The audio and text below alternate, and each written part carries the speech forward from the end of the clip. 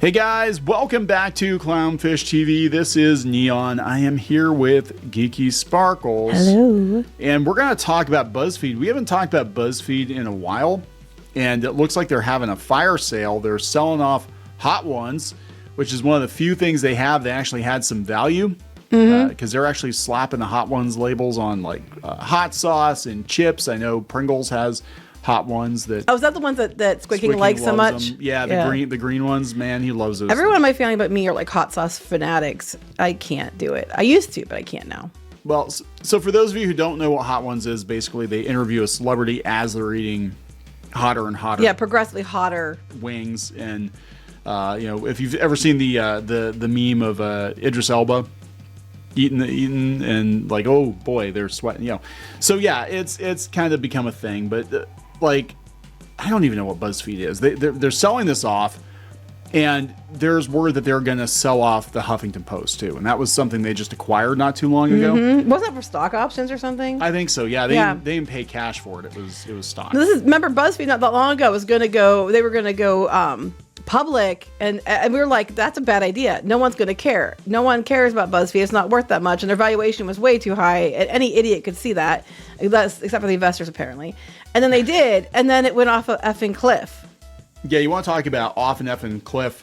71 cents in February per share, and it's going up now because they're selling off Hot Ones, but they're talking they might take the company private now. Well, if you had bought a whole bunch at 71 cents back in February, you might have had some money now. I actually you had to buy a lot, but Yeah, I actually bought some at, I think it was like $10 a share or something, but got burned on that deal. Anyway, let's no pun intended. So let's talk about Buzzfeed. Before we get into it any further, please subscribe for more pop culture news, views, and rants. Guys, get woohoo if you do. Woohoo!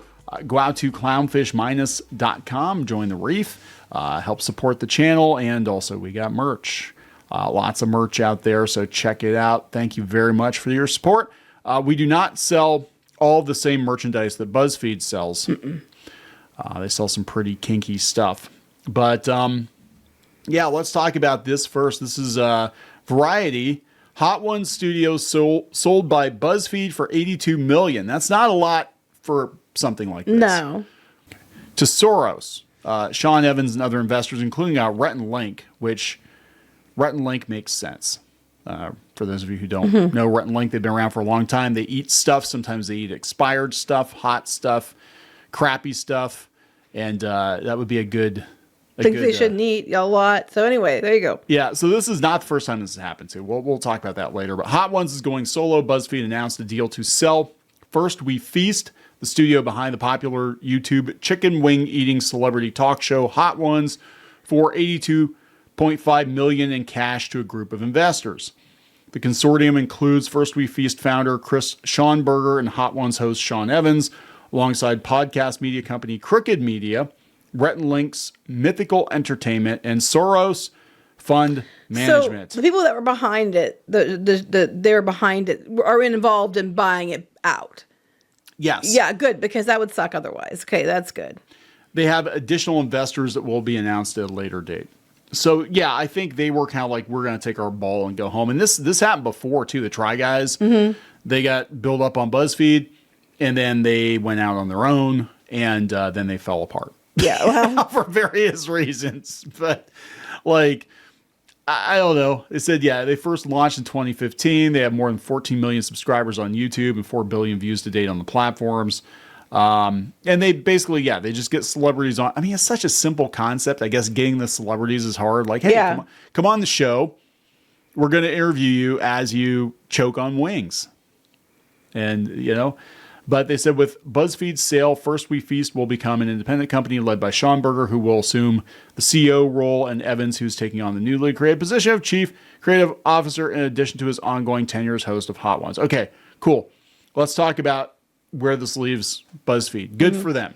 Yeah, I mean, I'm glad they get to keep it, and then they're cashing out. They're going to get to keep it. Like, they're not cashing out. They're buying it, so they get to keep ownership of it, and then they can go do their own thing, which I think is good. So now here's what's going on. BuzzFeed is shedding its assets. Now experts say they should go private because they never should have gone public in the first place. They never should have gone public in the first place. It was a disaster. Actually, I think that hurt the brand because it was like, oh my God, Well, BuzzFeed was actually the first domino to get knocked over with all these fire sales of these media websites because this is the end game. This is what they were all building toward. We said this then. Yeah, we're like, it's not going to work. But they were all building toward becoming like a quote unquote real media company and then going public and making all kinds of money. And it's like the freaking Tom from Parks and Rec and the damn scams that they're always coming up with. And they 5-10 years of venture capital eventually will go public. And it failed miserably. And BuzzFeed was never going to do well because it was just a viral thing on the internet. No one was going to take it seriously as a media company. It just is what it is. Now, their Tasty brand, I think they still keep. Yeah, I don't know if they're still keeping their sex toys or whatever. I don't know what brand that is. But yeah, they're keeping Tasty as far as I know. Yeah, they're keeping Tasty. It's just a label. I mean, that's the thing, too. It's like, what is it exactly? It's like, okay, fine. You sell cookware. You sell cookbooks. You sell puzzles that are ridiculously hard. Oh, the devil's pie. The devil's pie. There's a puzzle. I have to explain for those who don't know. There was a puzzle. I was going to do a puzzle once, and I was in this mood where I was doing puzzles for a while, and I hate puzzles, but I decided to do them. And there was the devil's pie, and there was a piece I could not find. I think, first of all, everything looked the same, and it took me forever. And then I finally got the last piece, couldn't find it. I hear the cat knocked off the table, and I eventually found it under the or under the heater. So I'm like, the devil's pie. Anyway, continue. Okay. Made by Tasty. BuzzFeed screw you. Ad week. As we ad. Did I say ass week? No, you said ad week. Ad week. BuzzFeed is ass week. Ass week's every week anymore, but continue. BuzzFeed is shedding assets. I saw the ass. I saw week. I'm like, that's it. Ass week's every week. Now it should go private. Say experts, the publisher, which just sold First We Feast, has a dwindling number of options. Who could have foreseen this?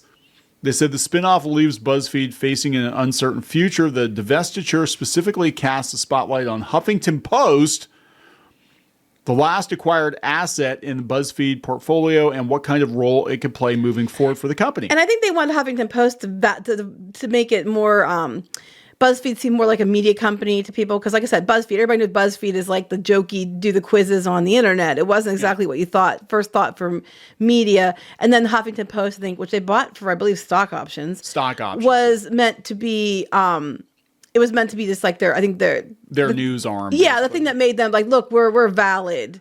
Well, they laid off the entire newsroom. They had BuzzFeed News, and they laid them all off. And then they bought the Huffington Post. And, they bought these websites at a time when you needed to get the hell out of that business because all the ad revenue is drying up. And then they thought, we'll survive. And yeah. We're all survive. We're all going to consolidate, and that's how we're going to survive. It's like, yeah, it's great until Google flipped the switch earlier this year and decided that, you know what, we don't even need to send traffic to websites. We're just going to give people AI overviews of the news. That's all we got to do. We don't need to send anybody anywhere. And then whoopsie doopsie, there goes your business model. Mm-hmm. They said, yeah, it raises the question of whether BuzzFeed should remain a publicly traded company.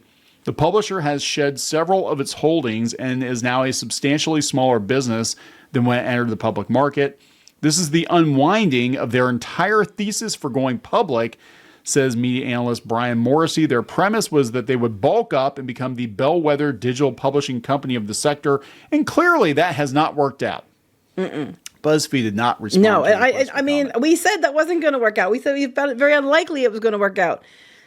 Yeah. This is common sense. They said they went headfirst into the wood chipper with their IPO. They said it makes little sense for them to remain publicly traded, given the additional operating costs for public compliance. It's not sustainable. No, this is a shocker. They're never going to grow into being a big business, says Bob Bernstein.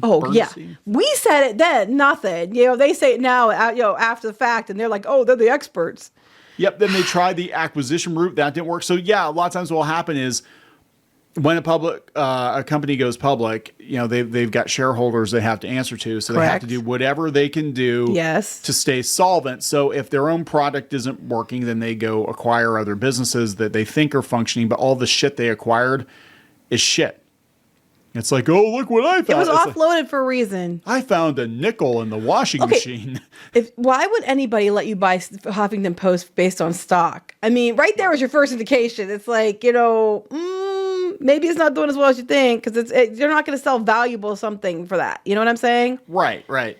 So now they need to find a partner, take it private. And they said, well, maybe selling off First We Feast is part of a bigger plan. I'm like, I don't think they have a plan. I don't think they have a plan.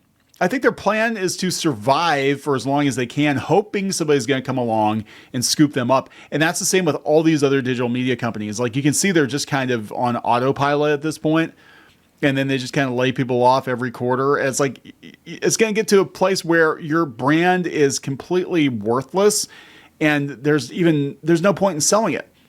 There's no point in selling it. What have you got? Hot Ones was one of the few things they had, and they got rid of that. Guys. Listen, this private equity is largely soured on digital media industry. No shit. Leaving the pool of potential suitors small. They said they might find interest in buyers like HPS Partners or Taboola or Zergnet.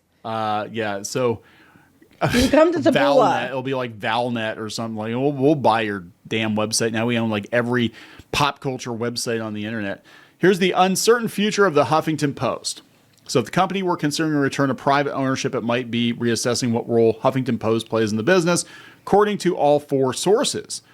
They said the Buzzfeed portfolio now contains only 2 owned and operated titles, Buzzfeed and Huffington Post, which Buzzfeed acquired in November of 2020 for an undisclosed price. It was a stock trade, I think. It wasn't very From my much. Understanding, it was. That's why, if I remember correctly. Could be wrong. Yeah, Buzzfeed owns Tasty. There's no mention of their sex toy thing, so they must have gotten rid of that one. They must have got rid of it. Yeah, their business plan was, we're going to get a lot of views and we're going to do affiliate marketing, Amazon referral links, and we're going to sell sex toys. Yeah, but to be fair, the name Buzz, I don't know what it was called, but Buzz would have been a good name. Buzzfeed, eat it. We're going to feed you the buzz. The company's financial maneuvering over the last year, they sold Complex, which that was another one they picked up, suggests that it's more than comfortable with paring down its assets. So yeah, they said Huffington Post. They signaled that its future lies in a direction that might not align well with the Huffington Post. Guess what? Guess what? You're going to get shit canned. Their future doesn't align well also because they're going to go all in on the, viral stuff and all that too, probably. Yeah, they're using AI for their listicles to create content for little cost. This is the same thing. And I know people hate to hear it. They hate to hear it. But the same thing is going to happen with like animation and other industries too, where it might have taken you 10 to 20 people to put those listicles together. And now it takes like 1 or 2 people to just look over what the AI. Well, the AI runs out dozens of them. I'm not saying it's right. Like, when we say this, everybody thinks we're not saying it's right. We're saying that's what's going to happen. There is a distinct difference.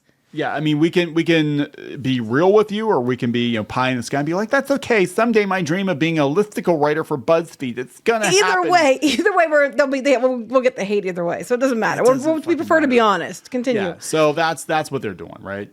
They said, by creating content with AI and then monetizing it with automated ads, BuzzFeed could operate profitably if it maintained an incredibly lean structure, according to Burstein. The model is harder to implement for Huffington Post, as its content production processes could be difficult to automate. Not really. It's like all you got to do. Excuses so they can get rid of it. Yeah. I just as an experiment, a couple of months ago, I had AI generate a Rachel Leishman Mary Sue article. Did you really? Yes, I did. And you didn't tell me about this. I was just like, can it do it? Can it mimic somebody's style? I'm like, hey, are you familiar with Rachel Leishman over the Mary Sue? It's like, yeah, I'm familiar with the Mary Sue. I'm like, could you write a story about the toxic men and toxic whatever? I got it somewhere. And it spit out this article. I'm like, holy shit. Yeah, this is the first I'm hearing of this. We could just spit out hate articles all damn day. And I'm sitting here thinking, like, are these people maybe doing that? Because some of these articles are so ridiculous. Maybe. Are they just like, okay, give me one about the chuds and the toxic gamer bros and blah, blah, blah, blah, blah, phone it in because I'm only getting $5 for this, I don't know, guys. But yeah, BuzzFeed was built for a different era. And when that's the case, change is nearly impossible. BuzzFeed never should have gone public. It was colossally stupid. We said then it was colossally stupid. It's proven to be colossally stupid. However, if you had bought the stock at 17 cents, you would have made some money. Yeah, there you go, guys. So we're going to wrap this one up. Yes. Please subscribe for more pop culture news, views, and rants. We'll talk later. Bye.